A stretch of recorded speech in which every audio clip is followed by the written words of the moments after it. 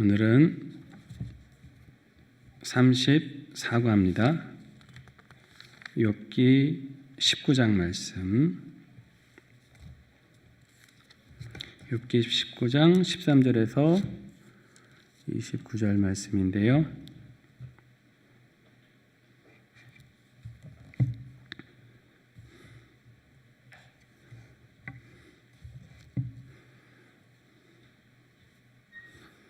자, 욥기 19장 13절에서 29절 조금 빠르게 한 절씩 교독합니다. 나의 형제들이 나를 멀리 떠나게 하시니 나를 아는 모든 사람이 내게 낯선 사람이 되었구나. 내 집에 머물러 사는 자와 내 여종들은 나를 낯선 사람으로 여기니 내가 그들 앞에서 타국 사람이 되었구나.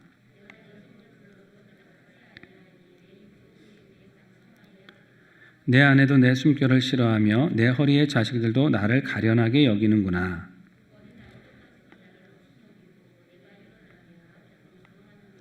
나의 가까운 친구들이 나를 미워하며 내가 사랑하는 사람들이 돌이켜 나의 원수가 되었구나. 나의 친구야, 너희는 나를 불쌍히 여겨다오. 나를 불쌍히 여겨다오. 하나님의 손이 나를 치셨구나.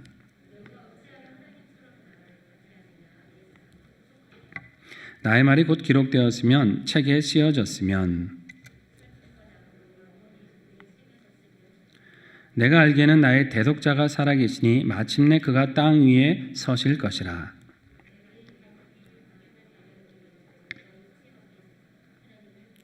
내가 그를 보리니 내 눈으로 그를 보기를 낯선 사람처럼 하지 않을 것이라. 내 마음이 초조하구나.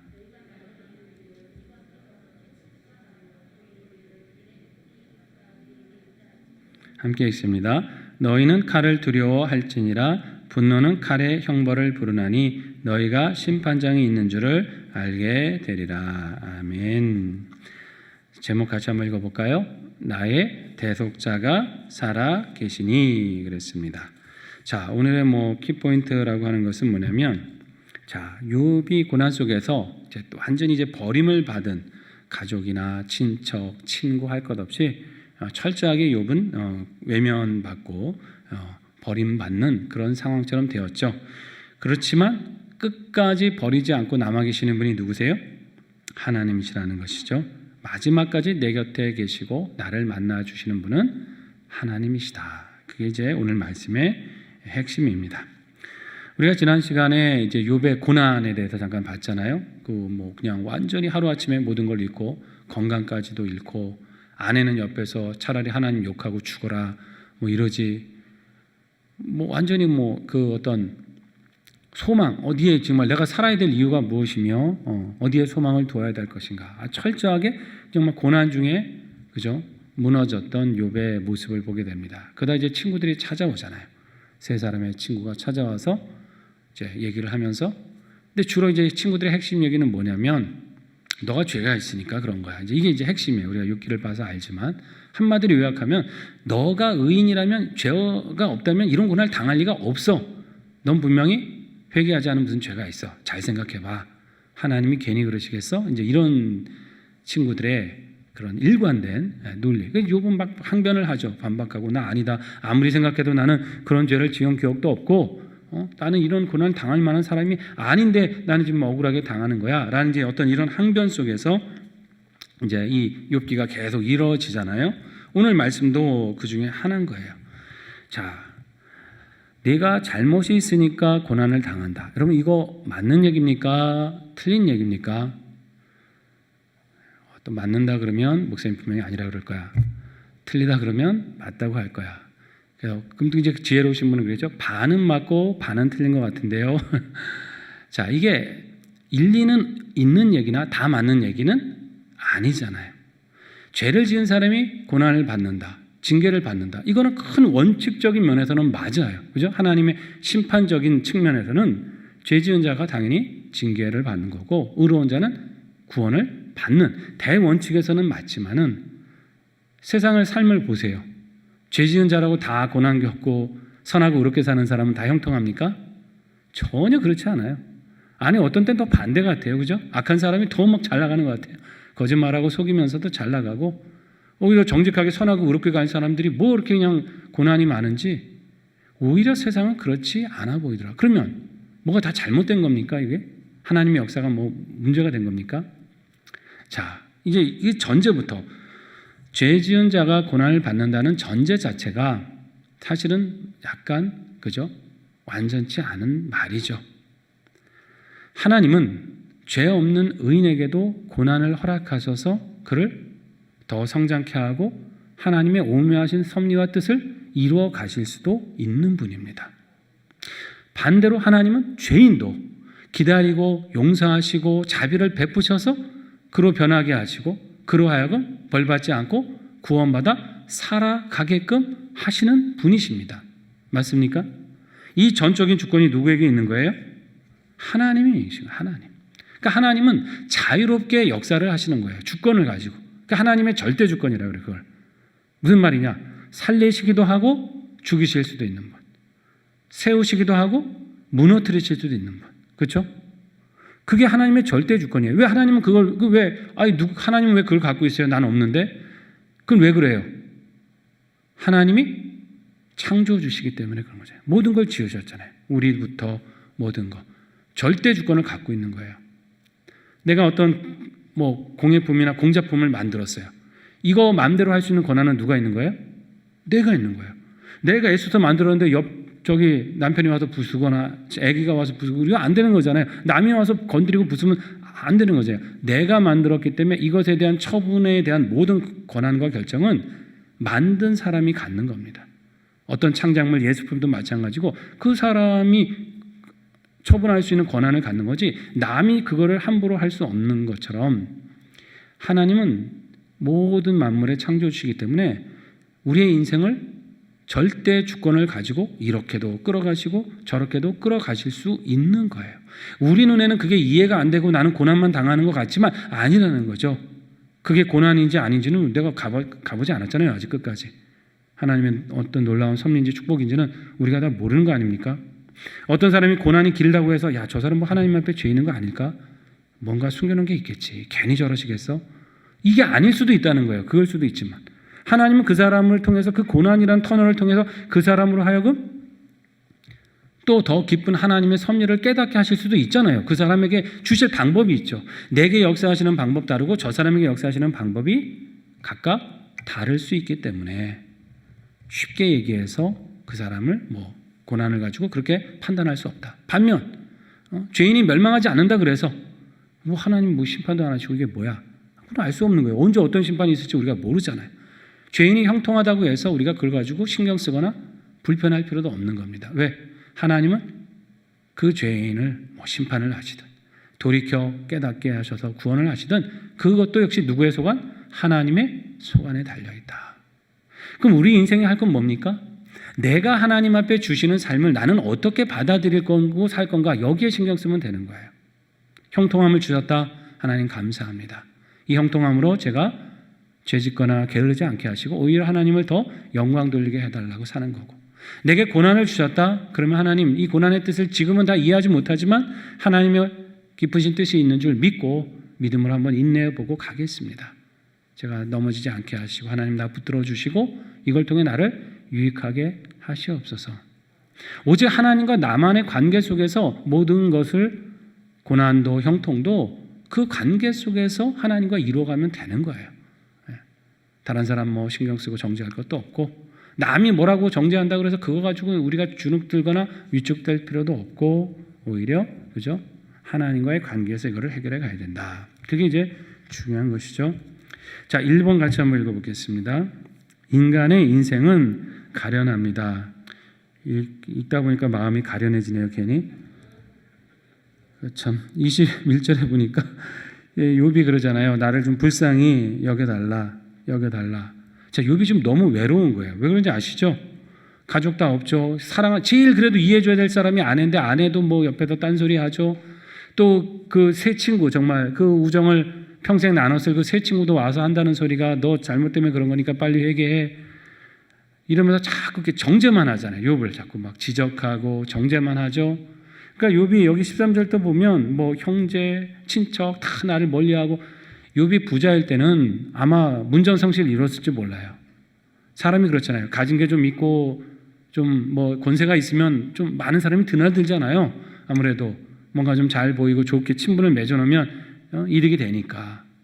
근데 지금 보세요. 뭐 가진 게 있습니까? 지금 뭐 권세가 있습니까? 몸은 건강합니까? 그냥 모든 게 이러니까 가깝게 지냈던 일가친척, 뭐 형 친구들 그냥 다 그냥 멀어지는 거야. 이게 참 사람의 그런 간사한 마음인데, 거기 보니까 15절에는 그 집에 사는 종들도 욥을 낯선 사람처럼 이제 자기 주인인데, 그만큼 욥의 처지가 너무 비참해진 거예요. 외국인처럼, 아예 이방인처럼 종을 불러도 대답도 안 해. 이제 종들이 오히려 종한테 부탁을 해야 될 지경이 돼버린 거예요. 완전히 상황 자체가 바뀌어버리고. 17절 너무 안쓰러워요. 아내도 숨결을 싫어하고, 뭐 단순히 나이 들어서 같이 있기 싫어서 그런 게 아니란 거죠. 지금 이게 서로의 관계도 완전히 이제 깨어져 가는 관계가 되었다는 거죠. 어린아이들까지 막 업신 여겨요, 욥을. 자, 이게 욥이 지금 보니까 이게 어떻게 보면 이게 큰 고난을 만난 사람의 모습인데, 고난도 힘들지만 그 고난으로 인해서 사람들이 자기를 대하는 모습이 달라진 거가 더 힘들다는 거예요. 그럼 그렇잖아요, 사실.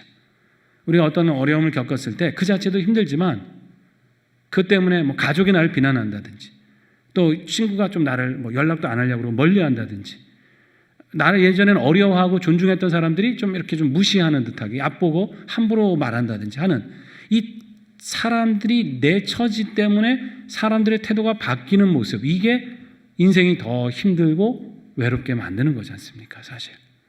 그게 더 사람 옆에 힘든다는 거죠. 자, 사실 여러분, 어려움에 빠지면 누가 제일 어렵겠어요? 그걸 보는 사람이 힘든 겁니까? 당사자가 힘든 겁니까? 당사자가 제일 힘들어요. 그렇잖아요. 병들면 당사자가 제일 아픈 거예요. 물론 간병하는 사람이 힘들죠. 알지만 그걸 지켜보고 있는 그 환자나 당사자는 얼마나 더 힘들겠어요? 나 때문에 가족이 고생하고 있다. 나 때문에 지금 이런 일이 벌어졌다. 그렇지 않아도 가책과 수치심과 그런 죄책감이 가득해 있는 사람인데, 거기다 대고 또 한마디 더 해가지고서 너 때문에 이렇게 됐네, 어쨌네, 네가 잘못이 있어서 그렇네, 잃어버리면은 이거 어디 가서 위로를 받습니까? 그렇죠? 아무데도 위로할 데가 없다는 것이다.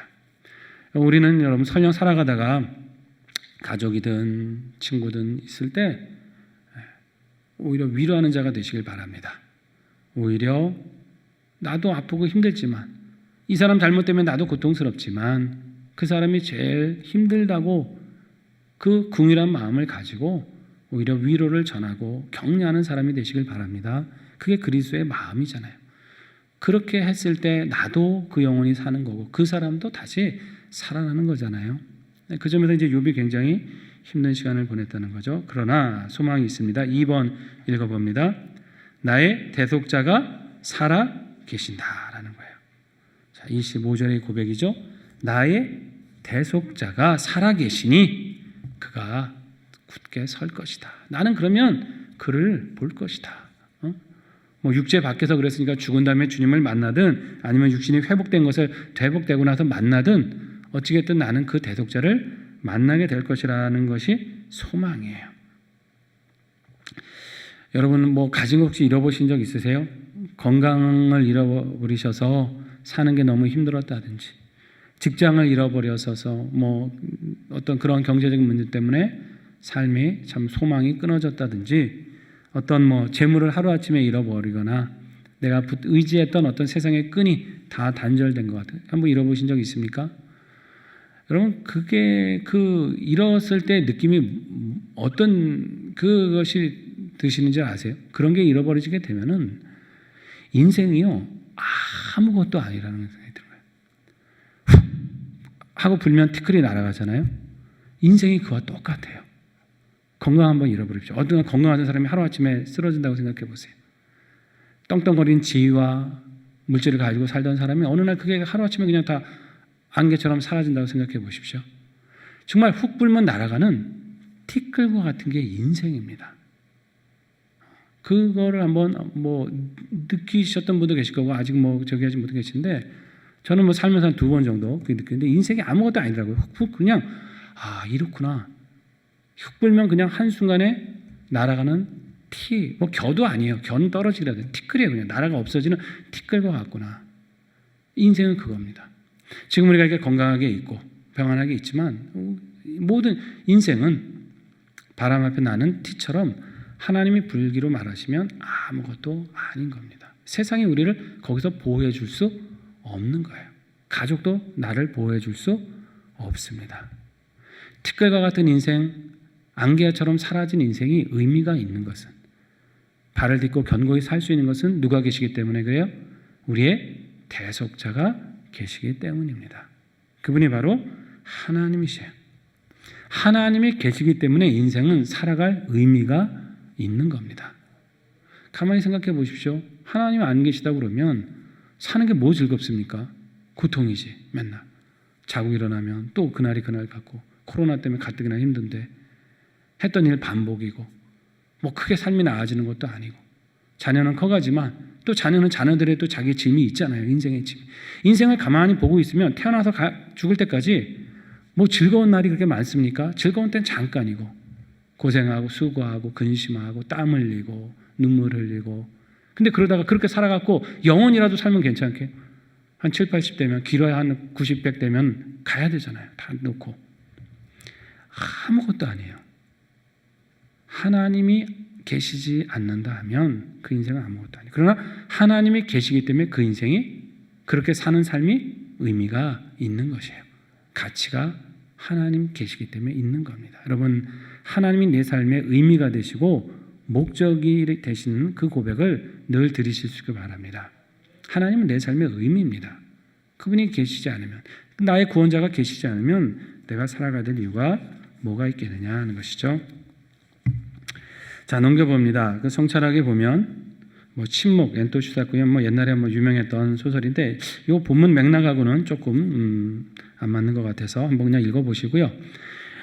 C.S. 루이스라는 분이 있잖아요. 우리 기독교 지성 사상가. 이분이 이제 그 옥스퍼드 채플에서 강연하고 이제 설교를 많이 하셨는데, 그때 이제 어떤 학생이 그런 질문을 던졌다 그래요. 교수님, 인간을 사랑하는 신이 정말 존재한다면 인생이 고통당하는 문제에 대해서는 어떻게 설명하실 겁니까? 라고 질문한 거예요. 나름 뭐 똑똑한 질문이죠. 하나님이 너희를 사랑하신다. 하나님이 인생의 구원자가 되신다. 그런데 그러면 왜 인생은 고통당하냐? 왜 인생은, 뭐 보면 옛날에 전쟁도 많았고 여러 가지 삶의 고통이 있으니까, 그렇다고 하면 인생이 신이 사랑의 하나님이라면 고통이 없거나 뭐 쉽게 넘어가야지, 그렇게 질병, 가난, 기근, 전쟁, 수없는 고통 속에서 인생이 어려움을 겪는데 이거 어떻게 설명할 겁니까? 이제 이 얘기예요, 쉽게 말하면. 여러분 같으면 어떻게 설명하시겠습니까? C.S. 루이스가 이렇게 대답을 했다 그래요. 성경은 설명을 시도하지 않습니다. 다만 반문을 제시할 따름입니다. 자, 성경은 그거에 대해서 설명하지 않는다는 거예요. 다만 반문하고 있다는 거예요. 그러니까 학생이 또 물었겠죠. 아니 무슨 반문입니까? 할 때 C.S. 루이스가 이렇게 대답했다는 거죠. 그렇지 않아도 교만한 인간인데 고통마저 없다면 인간이 얼마나 더 교만하겠습니까? 그렇지 않아도 교만한 게 인생인데 이런 고난마저 없다면 얼마나 인생이 더 교만하겠는가? 성경은 그렇게 오히려 반문하고 있다라고 대답을 했다는 겁니다. 나름 통찰 있는 얘기라고 생각이 됩니다. 사람이요, 고난 당해봐야 조금 겸손해집니다. 많이도 아니에요. 잠깐 겸손해졌다가 고난 지나가면 다시 잊어버리고 원래대로 돌아가요. 사람이 참 한결같아요. 우리가 그래도 일관성이 있어요. 계속 돌아가, 교만한 상태로. 고난을 좀 겪어야 조금 겸손해져, 요만큼. 그런데 그러다가 또 뭐 자기 잘난 줄 알고 까불다 살다가 또 한 번 또 맞으면 이제 거기서 조금 더 겸손해져. 그러니까 여러분, 한 번의 고난에 많이 겸손해지는 게 축복인 줄 믿으시기 바랍니다. 예, 안 그러면 계속 겪을 거예요? 그럴 수 없잖아요. 한 번의 고난에 많이 겸손해지고 하나님 원하시는 데까지 겸손해지면 뭐 하나님 더 고난을 허락하지 않으시겠죠. 좀 인생은 그래요. 그거 없어 보세요. 늘 형통해 보세요. 내가 잘해서 그런 줄 알아요. 나만 한 사람 없는 줄 알아요. 나 때문에 주변도 잘 되고 있는 줄 알아요. 인간이 그래요. 인간은 자기 잘못 모르고 큰 소리 치고 삽니다. 그런데 고난을 비로소 겪어봐야 조금 이제 아는 거예요. 내가 아무것도 아니구나. 하나님 의지해야 되는구나. 근데 고난 지나면 또 금방 잊어버리려고 하는 거예요. 그래, 인생 그렇게 되어 있어요. 이게 죄의 본성인데 결국은 하나님께서 이 고난의 장치를 허락하시는 것은 우리의 유익함을 위함이다. 겸손하게 하시고 결코 자고하다가 실족하지 않게 하시고 하나님만을 더 의지해서 끝까지 승리하는 사람 되게 하시고 믿음에 그죠? 넘어지지 아니하고 그 복을 누리는 사람 되게 하시기 위해서 그것마저도 자유롭게 허락하시는 절대 주권자가 누구시다? 하나님이시다. 그런 인생은 고난을 만나든 형통을 만나든 하나님의 손에 있음을 믿고 감사함으로 믿음으로 나가야 되는 것입니다. 결단하게 그 내용입니다. 이해할 수 없는 고난이 오고 사람들이 내게 등 돌릴 때 실망하거나 낙심하지 않는 거죠. 누굴 바라봅니까? 나의 대속자 되시는 하나님만 바라보겠습니다. 여러분 나중에 이 세상을 떠날 때요. 여러분 뭐 가져가시겠어요? 하늘에? 재물? 하나도 못 가져가요. 10원짜리 하나도 못 가져가요. 그거 없잖아요. 그죠? 가족 데려가실 겁니까? 가족이 같이 죽을 수는 없잖아요. 또 살다가 와야지. 하나님 앞에 갈 때 뭘 가져가시겠어요? 재물도 못 가져가, 명예도 못 가져가, 사랑하는 가족도 데려갈 수 없어. 하나님을 의지했던 그 믿음만 가지고 가는 거예요. 이 땅을 잠시 살아가면서 티끌처럼 안개처럼 있다 가는 그 인생 가운데 하나님 앞에 갈 때 가지고 갈 수 있는 가치 있는 그 한 가지는 하나님을 의지하고 하나님을 바라봤던 그 믿음. 여러분 그것만 갖고 가는 줄 아시면 됩니다. 그게 끝까지 남는 거죠. 고난 중에도 형통함 중에도 네가 나와 함께 했구나. 나를 의지했구나. 나를 바라봤구나. 잘했다. 애썼다. 착하고 충성됐다. 이렇게 하나님의 칭찬 듣는 삶을 살아가시기를 축원합니다. 오늘의 기도 같이 기도하고 마칩니다. 사랑이 많으신 하나님, 저희들은 항상 사람의 눈을 의식하고 소유의 많고 적음으로 사람을 평가하고 이해 득실을 계산하며 살았습니다. 그래서 때로는 교만했고 때로는 절망하고 낙심했습니다. 이제는 변함없이 우리를 기억하시고 건지시는 하나님만을 바라보며 살게 하소서. 예수님의 이름으로 기도드립니다. 아멘. 광고 말씀드립니다. 다음 주 수요일은 이제 우리가 추석 명절이죠, 맞죠? 그래서 이제 수요 예배를 따로 모이지 않는데, 근데 그 주간에 구역 예배는 또 휴일이 아닙니다, 그죠? 목요일, 금요일 날 또 모이시는 있을 것 같은데 가족들. 그래서 일단 다음 주 구역장 성경 공부는요, 이번 주일에 전체 구역장 밴드 방 있으시죠? 밴드 다 가입되어 계시죠? 그 밴드에다가 올려드리겠습니다, 영상을. 그럼 그걸로 구역장들 미리 그 과는 이제 그 다음 과입니다. 35가죠. 그 다음이 이제는 눈으로 주를 배움나이다. 이 과를 영상으로 올려드릴 테니까 추석 명절 보내시면서 한번 묵상하시고 또 주중에 식구들과 말씀을 나누도록 그렇게 해주시면 되겠습니다. 네, 수고하셨습니다.